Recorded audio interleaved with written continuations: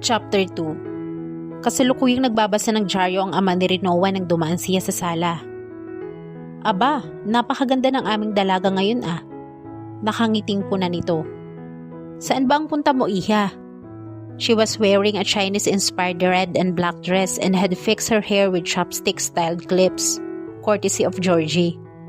Talagang pinilit niya ito na igawa siya ng ganoong damit para sa espesyal na araw na iyon. 3rd year anniversary kasi namin ngayon ni Henry pa. At gusto ko siyang sorpresahin. By dressing up like a Chinese lady? I have to. Alam naman ninyong may lahi silang Chinese, di ba? Muling sinipat niya ang pagkakaayos ng kanyang mahabang buhok. I know how much Henry wanted his lady to act and dress up like a lady. Pero pinili pa rin niya ako kahit ganoong pino ang kilos ko. Kahit sino ay matutuwang maging kasintahan ka, Rinoa, iha. Wika ng kanyang mama na kakapasok lang sa sala. Halatang galing ito sa morning ritual na pagja-jogging. Maganda ka, matalino at mabait. That's why I love him. Tinanggap niya ako kahit hindi ako perpekto. Binuksan niya ang whitening lotion na dala at nagpahid sa kanyang mga braso. Umiling ang kanyang mga magulang. Pero bakit ikaw, iha? Hindi mo tanggap na hindi ka perpekto? Malumanay na tanong ng kanyang ama. Why do you have to use those whitening products? Sa ibang bansa nga ay nagbibilad pa sila sa araw para lang magkaroon sila ng kulay. Ikaw na biniyayaan ng morenang kutis ay nagpapaputi naman. Ipapakilala na kasi ako ni Henry sa pamilya niya one of these days. And knowing those Filipino-Chinese, alam kong magmumukha akong buhay na nunal sa umpukan ng mga iyon. She laughed at her own joke, but her parents didn't laugh with her. Biro lang iyon, mapa. Huwag naman kayong masyadong seryoso dyan. Ayaw lang namin na naririnig kang nilalait mo ang iyong sarili, iha. Ma, hindi ko naman nilalait ang sarili ko eh. Aware ako sa kaitiman ko, kaya nga tinatawanan ko lang yun. Kaya kapag may nanlait sa akin ay madali na lang ang tanggapin, di ba? Sino ang nanglait sa'yo? Ang kanyang napakabait na ama na kahit kailan ay hindi niya nakitaan ng marahas na ugali. Ngayon ay tila handang kumatay ng tao. Ang kanyang ina naman ay sobra ang pag-aalalang gumuhit sa mga mata nito. Mahigpit na niyakap niya ang mga ito. Walang nanlalait sa akin. Takot lang nilang masuntok ko. She kissed their cheeks. You two worry too much. Hayaan nyo. Malapit nang dumating ang araw na may kahati na kayo sa pag-aalala sa akin. Sinundan niya ng tawa ang sinabi niya. Mahal na mahal niya ang kanyang mga magulang. Kahit anong mangyari ay hindi niya bibigyan ng mga ito ng alalahanin. Bata pa siya ay nakasanayan na niyang itago sa lahat ang kanyang mga hinanakit sa mga taong nanlait sa kanya dahil sa kulay niya. Hanggang sa makasanayan na nga niya ang lahat ng iyon. May pakiramdam ako magpo-propose na sa akin si Henry ngayon. That's why I have to be beautiful. And if possible, fairer. Ayokong mapahiya sa kanyang pamilya ng dahil sa akin. I want him to be proud of me. Kung hindi ka niya kayang ipagmalaki dahil lang sa mga simpleng kakulangan mo, hindi siya nararapat para sa'yo. Papa naman, your father's right, Rinoa. Hindi tamang binabago mo ang sarili mo ng dahil lang sa ibang tao. Kung mahal ka ni Henry, dapat ay tanggapin ka niya ng buong buo. He loves me, ma. Ang mga ginagawa kong ito ay sarili kong pagkukusa. I want to be perfect for him. Iha, just be happy for me, okay? Masaya ako kay Henry. Bumuntong hininga ang mga ito. Hindi kaila sa kanya na medyo malamig ang pakikitungo ng kanyang mga magulang sa kanyang kasintahan. Hindi niya masisisi ang mga ito dahil nararamdaman din niyang ganoon din si Henry sa mga ito. Civil naman ang mga ito sa isa't isa kapag nagkikita kaya hindi na rin siya umiimik. Naniniwala siyang darating din ang araw na magkakasundo ang mga ito nang hindi niya kailangan pang gumawa ng paraan. Hindi ba masyado yatang maaga para mag-date kayong magkasintahan? Pag-iiba ng kanyang ama sa usapan. 3:00 pa lang ng hapon ah. Gusto ko kasing sorpresahin si Henry pa. Saka para maiba naman ang selebrasyon namin ngayong buwan, ako ang magtitreat sa kanya. Kung sa bagay, he gave her a peck on the forehead. Kung masaya ka kay Henry, Masaya na rin kami ng mama mo. Napansin agad ni Renoa ang pagkabiglang gumuhit sa mukha ni Henry nang pagbuksan siya nito ng pinto. Pansamantala ay naninirahan ito sa isang hotel habang nire-renovate ang bahay nito sa Laguna. Renoa, anong ginagawa mo rito? Surprise! Itinaas niya ang isang paper bag para makita nito. Nasa loob niyon ang regalo niya para dito. Happy anniversary, honey. Happy anniversary too. Tila nag-alangan pa itong papasukin siya sa loob ng hotel suite nito. Bakit parang hindi kaya masaya na makita ako ngayon? Naistorba ba kita? Of course not. Hinapit siya nito sa kanyang bewang. I'm happy to see you. Hindi ko lang talaga inaasahan na pumunta ka rito. Ikaw naman kasi ang nagsabi noon na wala kang balak na tumungtong man lang dito sa suit ko. Ang taas-taas naman kasi nitong suit na napili mo. 25th floor.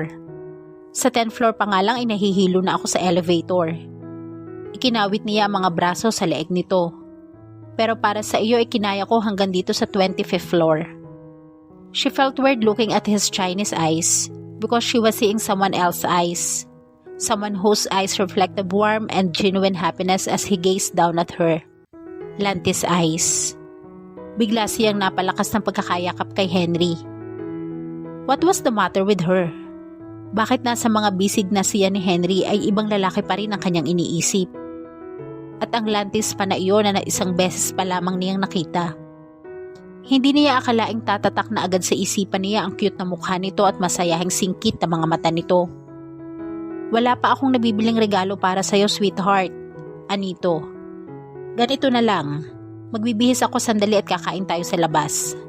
Tapos ikaw na lang ang bahalang pumili ng regalong gusto mo bilang kabayaran sa pagkalimot kong bumili ng regalo para sa'yo. Okay lang yun, Henry. Hindi naman kita inuobligong magbigay ng regalo. Besides, I'll be the one treating you to lunch and dinner. That's part of my surprise. Kung ganon, magbibihis lang ako.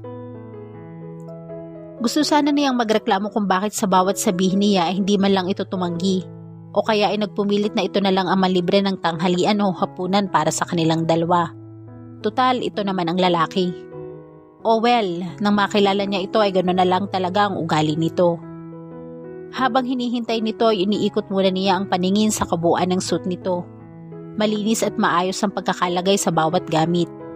Para sa kanya, manifestation iyon na maayos din magpatakbo ng buhay ang may-ari niyon. Ibig sabihin, hindi nga siya nagkamali sa pagpili kay Henry. Hanggang sa mahagip ng paningin niya ang isang maliit na velvet box sa side table. Biglang gumuhit ang ngiti sa kanyang mga labi nang damputin niya iyon at buksan. It was a diamond ring. Henry was going to propose to her.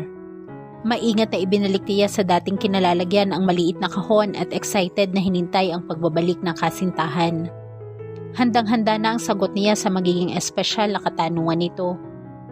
Paglabas nga ni Henry mula sa kwarto nito, ay gwapong-gwapo ito sa suot na checkered polo at pantalong maong. Hindi iyon ang inaasahan niyang isusuot nito pero ayos na rin. Ang mahalaga ay aalukin na siya nito ng kasal. Let's go! Wala ka man lang bang nakalimutan, Henry? Hindi ba nito dadalhin ang engagement ring niya? Pwede naman kitang hintayin uli. Saglit na nag-isip ito. Wala na, let's go. But my ring? Teka, baka naman kasama ang lahat ng iyon sa magiging sorpresa sa kanya. Oh, how she likes surprises. Siguro ay nagpapanggap lang itong wala nang nakalimutan pa pero sa bandang huli ay lilitaw rin iyon sa ibabaw ng mesa nila ng engagement ring na iyon. Yes, that was it. Kung ganoon ay magpapanggap na rin siyang hindi nakita ang singsing na iyon. Subalit hanggang sa matapos ang isang buong araw na magkasama sila, ay hindi man lang nagpakita ni Anino ng engagement ring. Pero hindi pa rin siya nawala ng pag-asa. Henry already had the ring. Imposible namang sa ibang babae nito ibigay iyon. Hindi siya kinakabahan at malaki ang tiwala niya sa kanyang woman instinct. Walang ibang babae si Henry. May ibang babae si Henry. Nasa opisina si Renoa ng kanyang ama sa bahay nila nang dalawin siya ni Georgie para ibagsak ang hindi magandang balitang iyon. Jeronimo, alam kong kahit kailan hindi mo nagustuhan si Henry. Pero huwag ka naman sanang gumawa ng isang kwentong magiging dahilan ng pagkasira ng pagkakaibigan natin. Hindi ako gumagawa ng kwento, sister. And you know perfectly well that I don't indulge in rumors, especially when it involves your dear Yaki Henry. Hinawi nito ang vase na nakapatong sa mesa. I saw it with my own two eyes. Alam mo namang mahilig lumandi ang lola mo na itech. Kaya kung saan-saan nakakarating ang beauty ko. Nakita ko silang magkasamang nagsha-shopping. At para mapatunayan kung truliling ang aking hinala, tinanong ko si babae nang mapag-isa siya. Alam mo kung anong sinabi ng hitad? Ano? Georgie extended his hand to her with flair. Engaged na kami, kahapon pa. At dai, ang syala ng kanyang ring ha, TMQ Jewelry. Ang taray. TMQ Jewelry? Iyon ang tatak ng kahon kung saan araw ng diamond ring na nakita niya sa suit ni Henry. Ang ibig sabihin ay, para sa ibang babae ang engagement ring na iyon? Halos pasigaw na tanong niya. Kaya pala namuti na lang ang mga mata ko sa kahihintay na ilabas niya sa harap ko ang isang diamond ring. Iyon pala ay sa daliri ng ibang babae niya balak isuot iyon. I hate him. Tumayo siya at nagpalakad-lakad upang kalmahin ang sarili.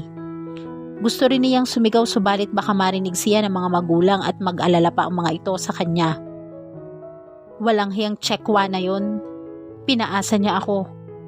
Sana sinabi niya sa akin nung una pa lang na wala siyang balak na pakasalan ako para hindi ko sinayang ang panahon ko sa kanya. Ipinagtanggol ko pa siya sa lahat ng taong malapit sa akin. Iyon pala. Dinampot niya ang bulaklak sa vase at iyon ang pinanggigilan niya. I hate him. I hate him. Umasa ako ng husto. Nagmukha akong tanga sa kahihintay. Rinoa sister, that's not Henry. Inahampas niya ang kawawang bulaklak sa mesa. Magbabayad siya sa kataksilan niya. Magbabayad ang Henry na yun. Sister, wait! Saan ka pupunta? Mabuti na lang at kasalukuyang nagpapahinga ang kanyang mga magulang sa silid ng mga ito. Hindi nakita ng mga ito ang ginawa niyang pagpapaharurot sa isa sa mga sasakyan ng mga ito na nasa garahe. She normally didn't drive because she was not a very good driver. Pero sa pagkakataong iyon ay nakarating sila nang nahintakutang si Georgie sa hotel na tinutuloyan ni Henry sa loob ng 20 minuto. Agad siyang nagtungo sa suite nito. Medyo hilo pa siya sa taas na inakyat ng elevator subalit isinantabi na muna niya iyon. Kumatok siya sa pinto. Henry? Si Rinoa ito. Walang sumagot. Dinagdagan niya ang pwersa ng pagkatok. Henry, gusto kitang makausap. Wala pa ring sumasagot. Handa na niyang gibain ang pinto nang ma-realize niyang kung gagawin niya iyon ay lalo siyang magmumukhang tanga. Niloko na nga siya nito ay magpapakatanga pa siya ng dahil dito. No way. Sister, wait lang. Huminahon ka muna. Hindi natin mapapanagot ang syongang tsekwa na iyon kung magwawala ang beauty mo here. Hinarap niya si Georgie. Hinawakan naman siya nito sa magkabilang balikat. Now, take a deep breath. Come on, puddle. Breath, inhale, exhale. I can't. Breath. Niyugyug pa siya nito. Tila naalog na naman ang kanyang utak at saglit na umikot ang kanyang mga paningin. Ngunit huling-huli niya ang kaibigan ng akma niyang sasampalin nito. Ngumisi lang ito ng pandilata niya.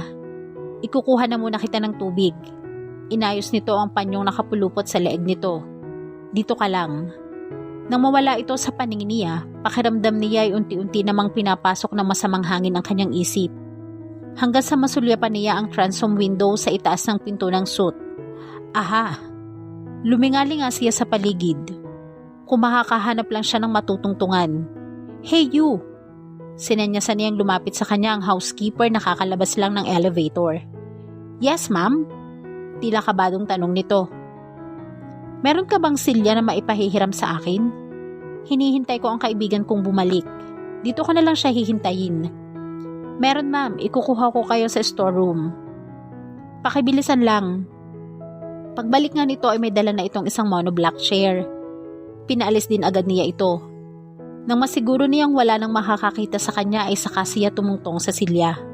Ngunit hindi naman niya maabot ang bintana kaya sinubukan niyang tumalon. Umikot na naman ang kanyang mga paningin at muntik pa siyang mawala ng balanse. She steadied herself and noticed a tall man walk behind her. "Hey, Beanpole," she said without looking at the man. "Give me an alley up."